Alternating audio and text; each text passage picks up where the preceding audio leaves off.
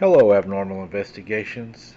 I got another encounter for you today. We're going to drop two today. We're going to kick this month off pretty heavy. We had a really good month last month, and we're going to have an even better month this month because I know y'all are going to really step up and hit that like button and leave a comment. That means a whole lot to us. Uh, I got this encounter sent in to me, and I actually debated on what I was going to do with it. The person that sent it to me really wants this encounter told. He feels it's important. So I've decided I am going to read this encounter for you guys, and as always, every encounter that I read for you guys, I leave it up to you guys if you believe it or not. None of these can be 100% vetted, but I feel like it's important for people to be able to get their stories out because I do believe that a lot of these are actual encounters, and I believe they give us good information. So we're going to go ahead and jump into this encounter. Mike, I know this encounter is probably going to cause me a lot of people that aren't going to believe me. I am Native American, and I assure you that what I'm going to share with you is a little different than what you're used to, what you're used to telling. But this encounter, I believe, is very important because it is true and it's something that I and my family experienced. So, I've decided to share this with you because I believe that some people out there would know exactly what I'm talking about. My mom and I drove back home from my dad's place because my parents are divorced. I had my 20th birthday at my dad's place the day before, and we had to go over a mountain pass to cut time, which we did. The weather became worse and worse, with thunder and rain raging, causing huge puddles on the road. Call me childish, but I love driving through puddles and to cause big waves when driving through them. My mom looked at me every time I did that, and after a few times she said, "You know, that slows the car down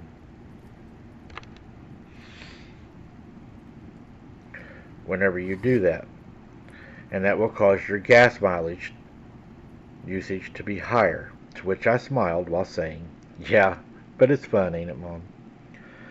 We were nearly at the highest point of the mountain pass, and of course I drove through a puddle, but this time it wasn't without any trouble. We heard a loud bump, and I could feel my car acting weird, so I pulled over.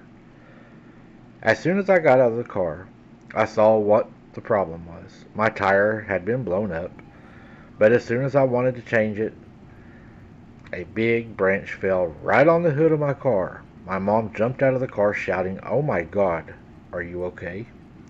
To which I answered to her, "Yeah, barely, but we can't go any further now."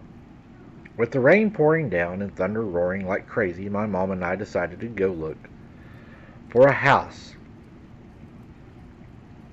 or a place to take shelter from the terrible weather. We walked for what seemed like hours looking for a house to be able to call for help from, and because of the rain we were soaking wet and, of course, freezing cold. Finally we saw a house and we ran to it. As we ran to it, we saw the door was open and we immediately knocked on the door. We couldn't see anyone, but I couldn't stop myself from saying, "Hello, is anyone here?" Out of the kitchen, we saw a guy walking out of a different area, and he said, "Yes, I'm here. And who are you ladies?" It was a guy around my age who looked at me and my mom and continued saying, "There is a shower there in the room across if you all would like to grab some dry clothes." I guess, yeah, we were pretty soaked. My mom entered into the shower room and told me to take off my soaking wet clothes so she could put it in the dryer, which of course I did. We then heard the guy shout, "Do you ladies like some hot tea when you're ready and get ready to freshen up?" To which my mom shouted back, "Yes, please, and thank you very much." With my robe on, waiting for my time to get into the shower, I went back into the living room. I was surprised to see that a hot cup of tea was already waiting for me, which I happily drank fast. Now, I know a lot of you may think that this is strange, but here on the reservation, we all take care of each other. We are family. "Well, you seem to have gulped that tea down pretty fast." The guy who came sitting next to me introduced himself. "I'm Russell, and who are you two?" I made myself comfortable on the couch and told him my name. I'm Alyssa, and that other woman is my mom, Ashley. So how did you ladies get out here in this part of the mountain? Tent just gone? We told him that our car had a blown tire and that a limb had fell across it. He looked at me and then he said, well, be lucky you didn't get hurt by the branch or that she just decided to lift you ladies up. I was a little surprised by what he said, but before I could ask him anything, my mom shouted, you can freshen up now, sweetie. I got up and started walking to the shower, but not without gazing at him and wonder at what he had just said. After I had showered and dried myself off, I walked to the living room.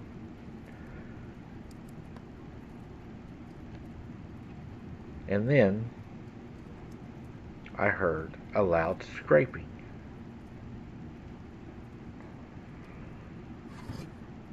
I had to calm myself back down because I wasn't sure what exactly had happened. I started to go through all the clothes there that were in the closet in the room.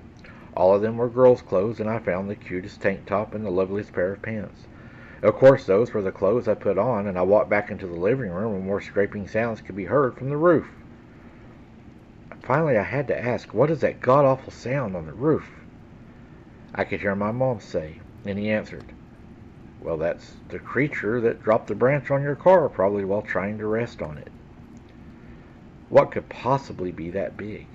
I blurted out before I even noticed myself and looked at me while saying, well, the only creature that would be out there in a thunderstorm like this, so in other words, it's a Thunderbird. My mom laughed at the saying. Those were just a myth. Just that thing in a suit and has tendrils, what was it called again? Well, you can choose to believe it or not. But she always comes to this mountain and causes a ton of damage to the mountain, so I don't recommend going out right now, especially with her on the roof right now. She's always the worst in the rain, was the first thing he said. But another loud sound was heard, and it startled me big time. My mom then just opened the front door again and stood at the porch when another huge branch fell onto the ground. It clearly caught my mom by surprise, but not as much as what happened next. We saw a beak grab my mom and toss her about 7 feet from the door, and I saw the look on my mom's face. It was pure terror. And then a huge claw grabbed my mom and lifted her up. I quickly ran outside of my mom, but I wasn't on time to save her. When I looked up, I saw a gigantic bird with my mom screaming from the top of her lungs. And when the bird was well over the big treetops, it let her go, causing my mom to fall into the tree. The sounds of the branches breaking and my mom hitting branches were heard until she hit the ground with a loud thud. Of course, I immediately ran to my mom and saw that she was luckily still alive. But all I could hear was her wheezing. It was clear my mom, well, I was pretty sure she was dying. But I saw Russell was already on the phone while sitting there crying, talking to my mom to hang on, and that help was on the way. 5 minutes later, an ambulance and a ranger arrived. The ambulance person didn't even wait and immediately loaded her into the ambulance. When I saw the ranger and Russell talking to each other, I walked over to them and wanted to ask the ranger to bring me to the hospital to my mom when I heard the ranger say, let me guess, you're a big girl caused this, to which Russell just nodded angrily and shouted, what, this happened before? And calmly the ranger said, yes, ma'am, it has. But I can assure you that your mom is under the best care. I looked up and I saw the silhouette of the bird flying amongst the raindrops and thunder, causing me to get even more angry until Russell put his hand on my shoulder and said, he'll take you to the hospital, okay? The look in his eye was very serious. So I got into the ranger's car and I was taken to the hospital.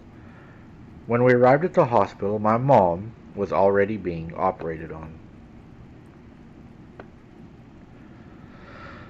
My mom finally came out of the operating room and the doctor said that she was lucky to be alive, but that she is paralyzed from the waist down. My dad even came to check up on my mom.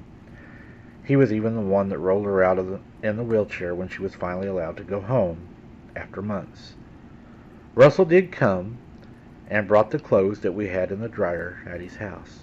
He also kept saying how sorry he was, that he couldn't stop the bird from catching my mom, but I just told him that it wasn't his fault.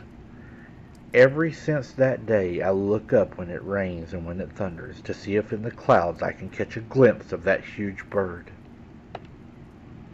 I know a lot of you will not believe this story, but trust me, it is true. It has been in our culture for many, many years, and this legend has been passed down many, many times. Me and my mom witnessed this, and to this day she is still in a wheelchair, and I am so lucky and so blessed to have her still. These huge creatures still fly the mountains. So next time you're out camping, and it's raining and it's thundering, keep your eye to the sky, because I promise you they're out there. Guys, this is one I've heard also. I'm Cherokee, and I've heard this story. Not this story, but I've heard the story of the Thunderbird in Oklahoma. It's very, very, very a big told story. And this happens to come out of Oklahoma. So I hope you all enjoyed this one. Again, it's his encounter, and he really wanted it told, so I wanted to tell it, so it's out there. And I look forward to your all's comments on this to see what you all think. And again, thanks for watching, guys, and until next time, keep your head on a swivel. Don't be something's dinner.